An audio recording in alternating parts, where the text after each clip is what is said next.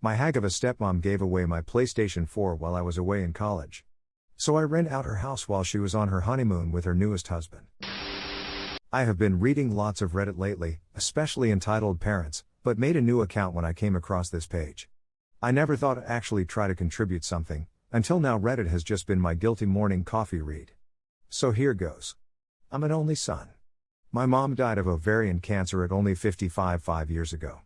It broke my dad's heart. They had been together since college and were the same age, with my dad being a month older.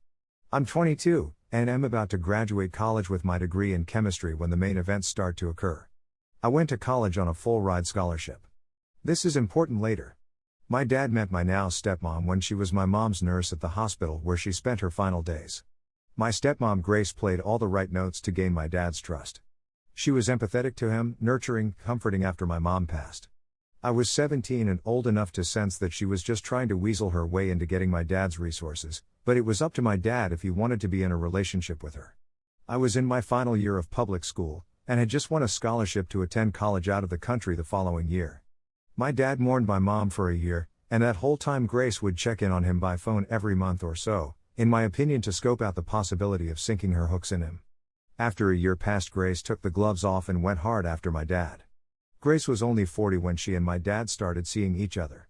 I didn't like her, but at the same time my dad at least didn't seem so depressed anymore, so I tried to be less pessimistic about her and give her the benefit of the doubt. In my gut I didn't trust her, though.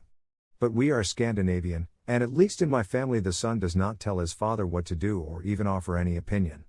Grace is from the Czech Republic if you're wondering.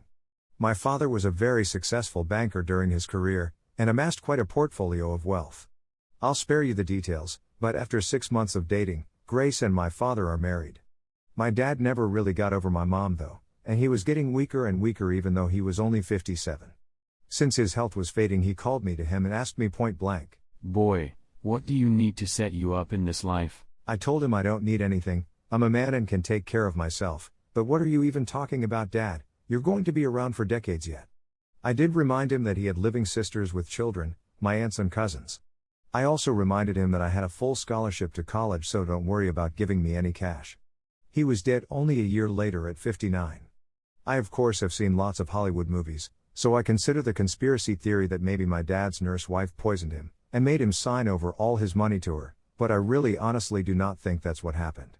Other relatives didn't like Grace either, but they knew my dad was totally in love with my mom, and that her death utterly broke him.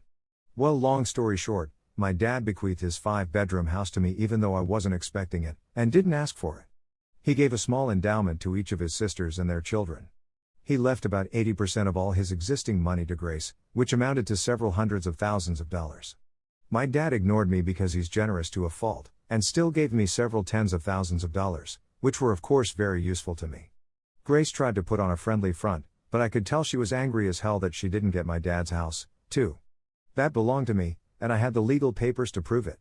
She was especially mad because we live in an extremely upscale and trendy location, and houses are hard to come by and easily sold for massive profit. During the first few months after my dad's death, I had the nauseating, creepy experience of knowing that Grace was trying to feel me out to see if I might be into a little relationship with her. Gross. She still stayed at the house though, because over the last 3 years, she had gotten used to living there, and acting like she owned it.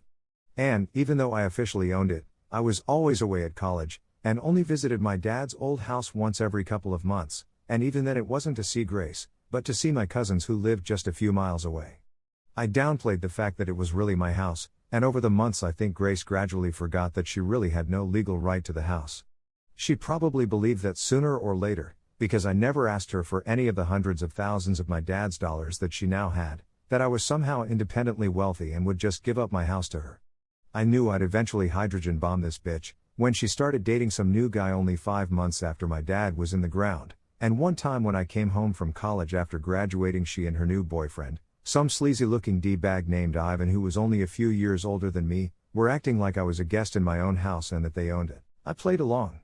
Grace told me she gave away my PlayStation 4 to Ivan's cousin because I'm too old to play with video games. I don't even know this motherfucker, and you give him my PS4 to give away to some other shit who I also don't know? I quickly changed all my network passwords that same day. I smiled, but I knew what I had to do eventually. She also said that she and Ivan were getting married because I just can't mourn your father forever.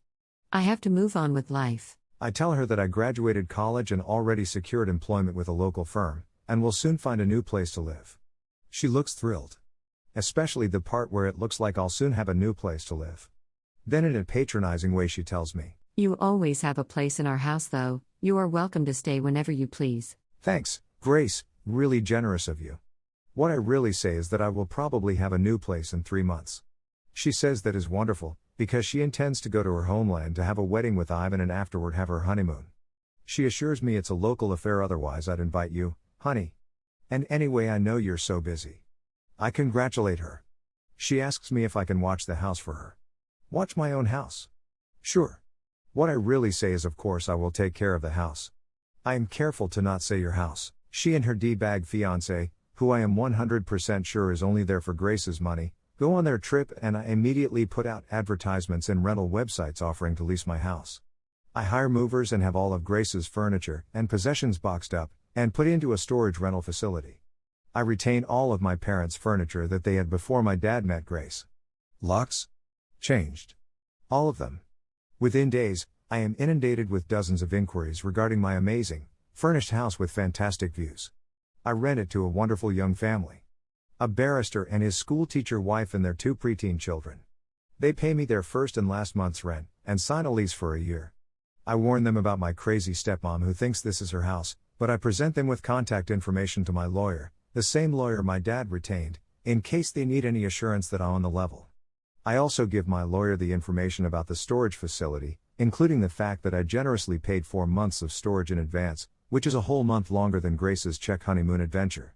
I then found a great apartment in the city near my new place of work. There I met a woman in a restaurant I frequent at night after a long workday. We have been dating 6 months now and are engaged to be married.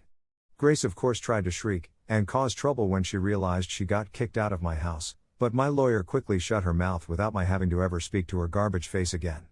From what I hear, her and her trash husband left the country, and I assume they're blowing through my dad's money, and will soon be broke like chavs usually become when they taste a little bit of what they think is the good life. So maybe Grace will go and try to exploit some other lonely man into giving her his money. Speaking of money, the house that I rent out is generating so much money that I not only am able to help pay for my cousin's college, but I moved into a larger apartment of my own, together with my fiancé. I love my job, but really, I could survive solely on renting my dad's old house. And to think, if Grace had only been cooler and nicer, I might have let her stay at the house, just to be a good sport.